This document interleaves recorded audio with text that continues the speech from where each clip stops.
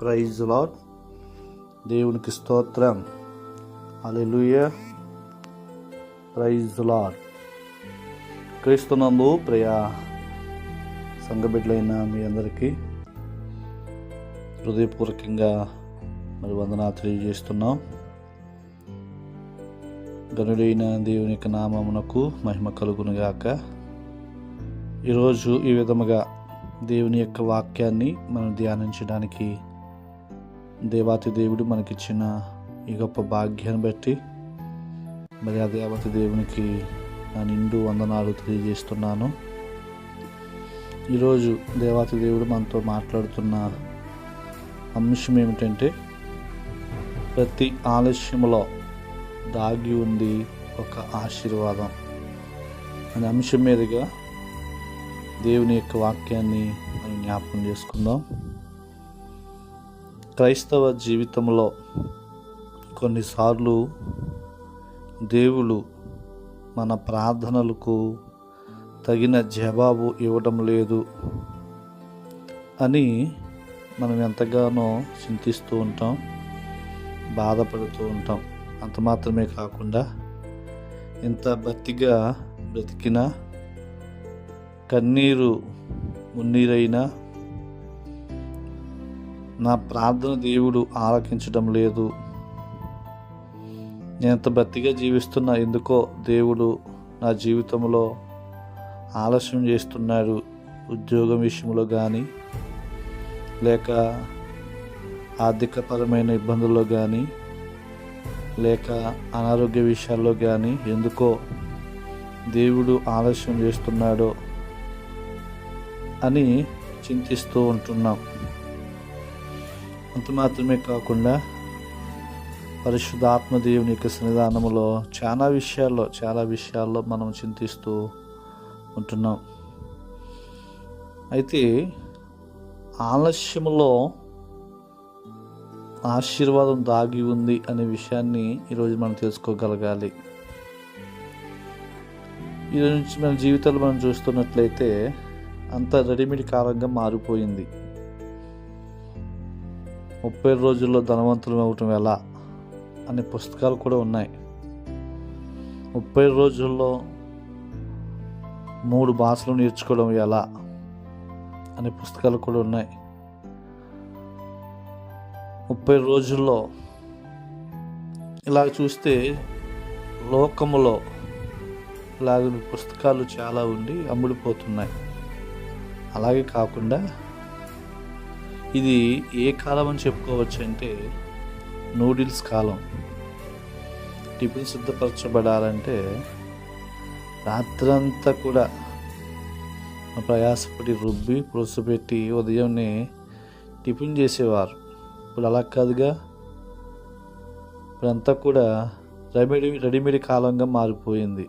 అలా వేస్తే అలా టిఫిన్ సిద్ధపరచుకోవాలి. అంటే నూడిల్స్ వేడినీటిలో అలా వేయగానే అవి వానపాములుగా మార్చబడుతున్నాయి. కాబట్టి క్రైస్తవ జీవితాల్లో కూడా ఇలాగే ఉంటున్నాయి. ప్రార్థన చేసిన వెంటనే కార్యాలు జరిగిపోవాలి, మందిరానికి వెళ్ళిన వెంటనే దేవుడు అద్భుతంగా కార్యాలు చేయాలి.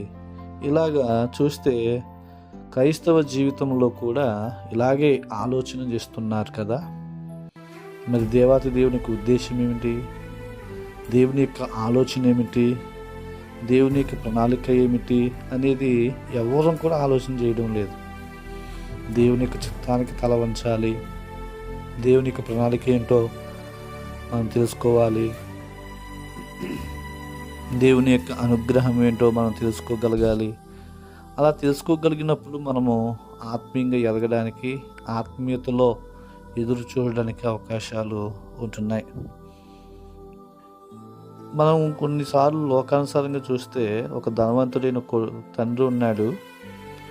కొడుకు వాహనం అడుగుతున్నాడు, నాన్న నాకు బుల్లెట్ కావాలి అని అడుగుతున్నప్పుడు తండ్రి ఏం మాట్లాడకుండా మౌనంగా ఉంటున్నాడు. సరే, అలా మౌనంగా ఉండి తగిన సమయం వచ్చినప్పుడు వాహనాన్ని కొన్నాడు. అంటే అతనికి వయసు వచ్చినప్పుడు బండి త్రోగలిగిన స్థితి వచ్చినప్పుడు, బండికి అతనికి ఎప్పుడు అవసరమో అప్పుడు ఆ బండిని కొన్ని తండ్రి కుమారుడికి ఇచ్చాడు. అలాగే మనం అడిగిన వెంటనే దేవాతి దేవుడు ఇవ్వకపోవచ్చు, కానీ ఎప్పుడు అవసరమో, అదే ఎలా అవసరమో దేవునికి తెలుసు కాబట్టి దేవుడు తప్పకుండా ఆయన ఇవ్వడానికి సిద్ధంగా ఉన్నాడు. కాబట్టి ఈ రోజున మన జీవితాల్లో దేవుడు తప్పకుండా కార్యాన్ని చేయగలిగిన సమర్థుడు. మనం చూస్తే బైబిల్ గ్రంథంలో చూస్తే లోక సువార్తలో తల్లి అయిన ఎలీషబెత్ కనబడుతుంది, జకరియా భార్య. ఆమెను దేవుడు వృద్ధాప్యాయంలో జ్ఞాపకం చేసుకుని గర్భం దయచేశాడు. తనకి బంధువుగా ఉన్న మరియ తల్లిని కూడా దేవుడు జ్ఞాపకం చేసుకుని దర్శించాడు. ఆమె జీవితాన్ని ఒక్కసారి మనం ఆలోచన చేస్తే, మరియ గారిని ఎలీషబెత్ ఆడించింది, స్నానం చేయించింది, లాలించింది, పాలించింది. తన చేతుల మీదుగా పెంచబడిన మరియకు దేవుడు తొందరగా కార్యం చేశాడు. ఎలిషబెత్తుకైతే దేవుడు ఆలస్యంగా చేశాడు. ఆ ఆలస్యం ఎందుకయ్యింది అని ఎలిజబెత్ అనుకున్నా, లేకపోతే మనం కూడా అనుకున్నా, దేవునికి ప్రణాళిక ఏమిటంటే యేసుక్రీస్తు వారు పుట్టే సమయానికి, యేసు ప్రభువు వచ్చే సమయానికి బాప్తిస్మిచ్చి యోహాను ముందుగా పుట్టాలి, ఆయన మార్గాలు సరళం చేయాలి, అరణ్యంలో కేక వేయాలి. దేవుని యొక్క ఏర్పాటు అది. అందుకనే ఎలిషబెత్ జీవితంలో దేవుడు ఆలస్యంగా కార్యం చేసిన ఆయనకు ఒక ప్రణాళిక ఉంది. కాబట్టి ఆలస్యంలో ఎలిషబెత్ ఏం చూసింది ఏంటండి అని ఆలోచన చేస్తే ఆశీర్వాదాన్ని చూసింది. కాబట్టి ఈరోజు నువ్వు నేను కూడా ఆలస్యంలో ఏం చూడగలంటే ఆశీర్వాదాన్ని చూడగలగాలి. అలాగే యోహాను సువార్తలు మనం చూస్తే 11వ అధ్యాయంలో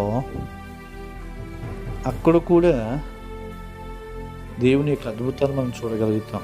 బేతనియ అనే ప్రాంతంలో యేసును ప్రేమించిన ముగ్గురు కనబడుతున్నారు. యేసయ్య వారిని కూడా ప్రేమించారు. వారి జీవితంలో చూస్తే లాజరు రోగి అయి ఉన్నాడని యేసు ప్రభునకు వర్తమానం వెళ్ళింది. యేసు ప్రభు అంటున్నారు, ఈ మరణము దేవుని మహిమార్థమే వచ్చింది కానీ అతనికి ఎటువంటి కీడు విషయంలో కాదనే విషయాన్ని చెప్తున్నాడు. ఆ మాట చెప్పి యేసు ప్రభు అక్కడి 2 రోజులు నిలిచాను అనే మాట మనకు కనబడుతుంది కదా. యేసు ప్రభు వారు 2 దినాలు అక్కడే నిలిచిపోయాడు. వెంటనే రాగలగాలి, వెంటనే వచ్చి ఆయనను ముట్టాలి, స్వస్థపరచాలి అని బేతనీయలో ఉన్న మరియ మార్తల యొక్క ఉద్దేశం, లేక గ్రామస్తుల యొక్క ఉద్దేశం కావచ్చు. చాలామంది కూడా అంటుంటారు, పాస్టర్ గారు అన్నీ బాగున్నప్పుడు ఇంట్లోకి వస్తారు, చక్కగా మాట్లాడుతూ ఉంటారు, ఏదైనా ఇబ్బంది వచ్చినప్పటికి మాత్రం రారు అనే మాటలు కొన్నిసార్లు మనం వింటుంటాం. బయట వారు కూడా అంటుంటారు. అయితే ప్రియమైన వాళ్ళరా, కొన్నిసార్లు ప్రియమైన వాళ్ళరా మనం ఆలోచించగలగాలి.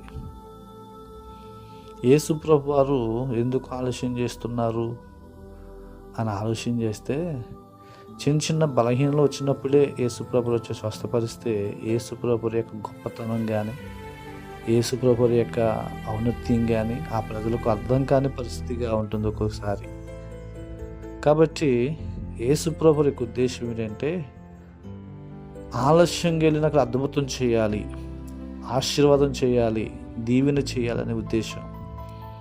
కాబట్టి యేసు ప్రభు వారు 2 రోజులు లేటుగా వచ్చిన ప్రేమల సమాధిలో ఉన్న లాజరును ఆయన సజీవంగా లేపగలిగాడు. చూడండి, మనం అనుకోవచ్చు వెంటనే రాలేదు జవాబు, వెంటనే యేసు ప్రభు రాలేదు, స్వస్థపరచలేదు, ఆయన వచ్చుంటే మరణం కలిగేది కాదు అని చాలామంది మనం అనుకుంటూ ఉంటాం. కానీ యేసు ప్రభు యొక్క చిత్తాన్ని మనం తెలుసుకోగలగాలి, యేసు ప్రభు యొక్క ఆలోచన మనం తెలుసుకోగలగాలి, ఉద్దేశాలు తెలుసుకోగలగాలి. తెలుసుకుంటే కనుక ప్రతి ఒక్క ఆశీర్వాదంలో, ప్రతి ఒక్క ఆలస్యంలో ఆశీర్వాదం దాగి ఉంది. నీ జీవితంలో ఏది ఆలస్యం అవుతుంది? ప్రార్థన చేస్తున్న పదే ప్రార్థన చేస్తున్నావు. ఆరోగ్యం కొరకు ప్రార్థన చేస్తున్నావా? మంచి గృహం కావాలని ప్రార్థన చేస్తున్నావా? వివాహం కావాలని ప్రార్థన చేస్తున్నావా? ఏ విషయంలో ప్రార్థన చేసినా ఒకవేళ దేవుడు ఆలస్యం చేస్తుంటే కనుక అది ఆలస్యం అనుకోకు, ఆశీర్వాదం అనుకుని నువ్వు భావించినట్లయితే తప్పకుండా దేవాతి దేవుడు నీకు ఆశీర్వాదాన్ని ఇవ్వగలిగిన సమర్థుడు, శక్తిమంతుడు. కాబట్టి దేవుని యొక్క సన్నిధానంలో ప్రతి ఆలస్యంలో దాగి ఉంది ఒక ఆశీర్వాదం. తిరిగి విడువక, ఎడబాయక దేవునిలో ప్రార్థించు, విశ్వాసగా ముందుకు సాగు. దేవుడు అద్భుతం చేస్తాడు, ఆశ్చర్యకార్యం చేస్తాడు. ఎలిషబెత్ జీవితంలో కార్యం చేశాడు దేవుడు. లాజరు విషయాల్లో దేవుడు కార్యం చేశాడు దేవుడు. నీ జీవితంలో, నీ కుటుంబంలో కూడా కార్యం చేయడానికి ఆయన సమర్థుడు. అట్టి కృప పరిశుద్ధాత్మ దేవుడు మీ అందరికీ దయచేయును గాక. ఆమేన్. ప్రార్థన చేద్దాం. పరిశుద్ధుడైన మా తండ్రి, మీ పరిశుద్ధమైన నామమునకు వందనాలైనా. ఇంతవరకు మా బిడ్డలతో మీ వాక్యం ధ్యానించడానికి ఇచ్చిన సమయాన్ని బట్టి నీకు స్తోత్రాలు. ప్రతి ఆలస్యములో దాగి ఉంది ఒక ఆశీర్వాదమని నీ వాక్యం ద్వారా తెలియపరచావు. అవును ప్రభా, మా జీవితాల్లో, మా కుటుంబాల్లో, మా బిడ్డల జీవితాల్లో ఏదైతే ఆలస్యంగా చేస్తున్నావో తండ్రి, అది ఆశీర్వాదంగా మార్చి మా బిడ్డలకు సంతోషమును, ఆనందము దయచేసి మేలుతో తృప్తి పొందే భాగ్యాలు దయచేయమని యేసు పరిశుద్ధ నామమున అడిగిపెట్టుకుంటున్నాను మా తండ్రి. ఆమేన్. అందరికీ వందనాలండి. దేవుడు మిమ్మల్ని సమృద్ధిగా దీవించి ఆశీర్వదించి వర్ధిల్లింప చేయునుగాక. ఆమేన్. ఆమేన్.